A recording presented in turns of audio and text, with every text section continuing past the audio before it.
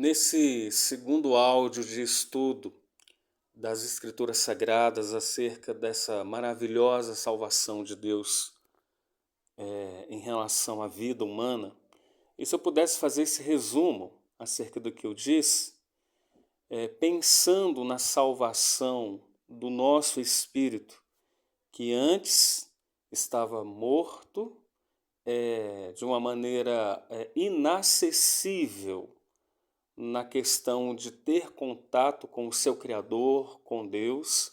Isto é, o homem perde a comunhão com Deus porque o seu espírito, o elemento morte, passa a habitar o espírito humano. Então a morte espiritual aconteceu.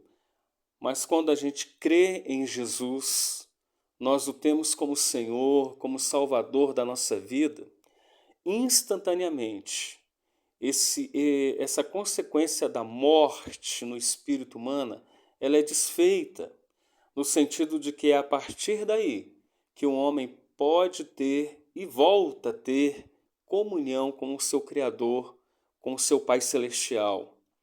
Assim como o dano da primeira queda atingiu o espírito do homem, então o primeiro estágio dessa salvação integral, holística de Deus, ocorre no espírito, porque restaura essa função. A palavra que a gente diz, que a gente designa, até de uma maneira teológica mesmo, é regeneração. O ser humano, o espírito humano, ele é regenerado. O espírito humano ele é vivificado e então, como resultado dessa regeneração, dessa vivificação, a nossa comunhão com Deus foi restaurada. Por isso, você que teve um encontro com o Cristo eterno, com Jesus, saiba de algo muito importante. A sua relação com Deus, a sua comunhão com Deus foi restaurada. Isso é lindo no Evangelho, isso é lindo na palavra do Senhor. Antes o Espírito de Deus, principalmente na leitura do que conhecemos como Velho Testamento, o Espírito Santo, ele não habitava o homem, ele agia através do homem, ele estava ali, não como essa habitação como nós sabemos e conhecemos e entendemos a partir dessa ótica do Novo Testamento.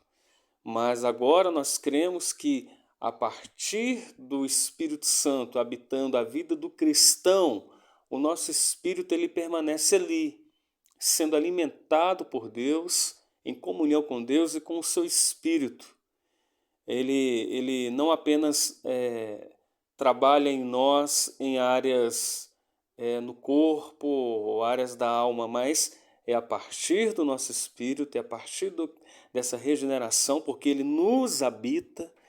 Deus habita os seus filhos, habita a vida do cristão verdadeiro, daquele que está vivendo de acordo com a sua palavra, sendo servo, obediente, quebrantado. Então ele habita a vida desse filho, dessa filha amada. E essa salvação foi consumada na cruz pelo Senhor Jesus. E aí a gente, quando recebemos a Cristo, nós recebemos esse benefício instantâneo de termos o nosso espírito regenerado. Eu espero que você também tenha esse espírito regenerado, vivificado, que você tenha saído dessa esfera da morte espiritual para a esfera da vida do Filho de Deus. E como eu disse no áudio anterior, há também a salvação da nossa alma. E a salvação da nossa alma, ela pode ser chamada de uma salvação que vai acontecendo diariamente. É uma transformação. E não é algo instantâneo, diferente da salvação do Espírito. Não é uma salvação instantânea, mas é uma salvação diária, sistemática, cotidiana, porque A alma, a nossa alma, como eu coloquei, ela é a sede das emoções, né? Pensamentos, sentimentos, emoções, então os afetos, né? Todos ali residindo naquilo que a gente conhece como alma, como psique. A alma humana, isso de uma maneira didática que eu quero passar para vocês, a alma humana ela tem três partes. Isso é importante você ficar ciente disso. A alma humana tem três partes, que é mente, vontade e emoção. E por causa da queda, veja como a queda afeta essas três áreas da mente, da alma, né? No caso, da alma. Porque a nossa mente, ela vai ter pensamentos o quê? Rebeldes contra Deus. Por isso, a Escritura, né, Paulo vai dizer que a gente tem que renovar a nossa mente. A mente tem que estar nesse processo diário de transformação, porque a mente está ligada à alma da gente, essa psique. A vontade, por exemplo, quantas vontades. Deixa eu tirar aqui. Quantas vontades nós temos que não são vontades que sejam interesses de Deus, do interesse de Deus. Às vezes as nossas vontades estão em desacordo, desalinhados acerca da vontade de Deus. E as emoções, os nossos agitos, esses turbilhões de emoções que em nós habita, que tantas vezes, muitas dessas emoções, elas estão sentindo prazer em coisas que também desagradam a Deus. Então, a partir dessa questão, se a gente olha assim, essa questão da alma, a salvação, a transformação, pelo olhar humano, da nossa perspectiva, da nossa posição, realmente é um trabalho muito mais difícil. Mas por outro lado, se a gente enxergar, observar, tentarmos ver com o olhar das Escrituras, com o olhar de Deus, podemos assim afirmar que ela, apesar de difícil, ela não é impossível. A gente primeiro temos que aprender a viver no Espírito Santo, a caminhar com o Espírito Santo, a termos uma relação pessoal com o Espírito Santo de Deus. Engana-se mesmo quem acha que é possível viver uma vida cristã, ser discípulo de Jesus, obedecendo ao Evangelho, sem que isso seja separado de uma vivência sincera, de uma vivência, de uma entrega verdadeira à pessoa do Espírito Santo. Eu acho que essa questão da pessoa do Espírito Santo é um estudo à parte. Porque Espírito Santo tantas vezes é apenas atribuído a uma, quase como um ser impessoal, é uma energia de Deus, é uma força de Deus, é algo quase que não seja de fato uma pessoa, mas não é isso, não é bem isso. Mas então a gente tem que aprender a viver no Espírito, porque se a gente vive no Espírito, aprendendo a andar no Espírito Santo, a salvação da alma, a transformação da alma, ela vai ter um caminho muito mais fácil, por assim dizer. Penso sim que se a gente seguir essa voz de Deus, a voz de Jesus, a Escritura Sagrada, a transformação da nossa alma não vai ser algo tão difícil. A gente vai se submeter, aprender a submeter essas áreas da alma, mente, vontade, emoções, a Deus, ao Espírito Santo. E isso nada mais é, eu acho que eu não estou sendo simplista aqui, do que viver pela fé, que vai exigir que eu e você todos, a gente desista dos nossos próprios métodos, a gente desista das nossas próprias maneiras e formas, que tantas vezes não vão nos ajudar a chegar em lugar algum. Mas a palavra de Deus diz que Cristo habita em nós, que nós temos a unção que dele a gente recebeu, que vai nos ensinar todas as coisas, vai nos guiar. O Espírito Santo nos guia em toda a verdade. Então, nós temos que entender que a grande dificuldade, né, para transformação, e como eu disse, é diário, é todo dia, é sistemático, precisa da gente aprender as disciplinas espirituais. Então a grande dificuldade vai surgir exatamente quando a gente insistir em viver e servir a Deus de acordo com as nossas próprias maneiras e não como a maneira de Deus. Por isso a gente precisa estar atinado, sensível ao trabalhar de Deus na nossa vida. Fazer aquilo que seja uma direção de Deus.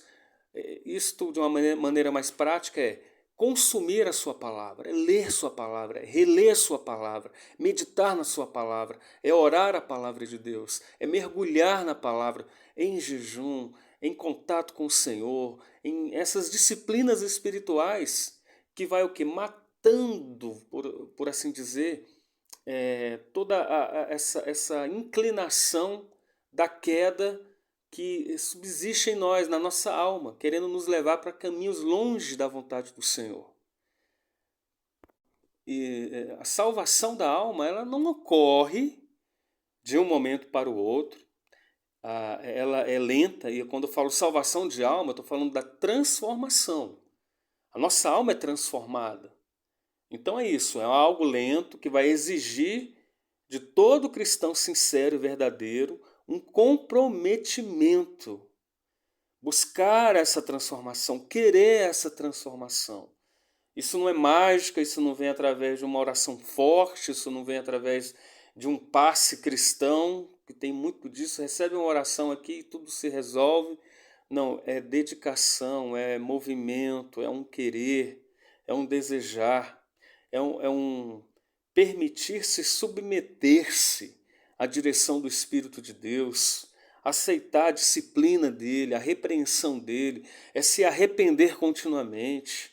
Porque somente dessa maneira, somente assim, a gente vai. Essa salvação ocorrida no Espírito, que me reconciliou com meu Pai, e eu recebo benefício em meu espírito. Essa salvação, essa unção de Deus em mim, essa salvação no Espírito, ela se expande, ela explode dentro da gente e vai o que? Atingir a alma. E a alma vai ser subjugada, ela vai ser transformada, um processo de transformação. Então, Deus com sua graça, Deus com sua misericórdia, Deus com seu infinito amor, levantando, eu acho isso importante, ele levanta situações, momentos até de agonia, de sofrimento, trabalhando em nós, né, trabalhando a alma, para que a gente se volte a Ele.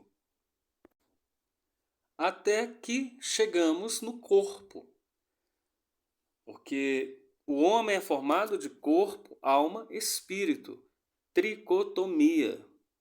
A salvação começa em nosso espírito, com a regeneração, porque a gente creu no Senhor Jesus, Ele habita em nós, faz habitação em nossa vida, nós nascemos novamente, nascemos de novo, não estamos mais mortos espiritualmente, até que a gente chega nesse terceiro ponto, né, nesse terceiro estágio, porque assim como o primeiro estágio, né, da salvação do nosso espírito, que depende totalmente de Deus, sem nenhuma participação nossa, a gente tem que crer, e Ele, né, ele se infunde em nós, nos salva, habita em nós. Da mesma forma, a salvação do nosso corpo, o corpo que você tem, é o corpo que eu tenho, que nós temos, vai acontecer no futuro, porque o nosso corpo ele será redimido, né? De acordo com as Escrituras, ao toque da última trombeta, está lá em Apocalipse 11, né? Fala sobre a sétima trombeta. Nossos corpos serão transformados. Olha só que coisa maravilhosa.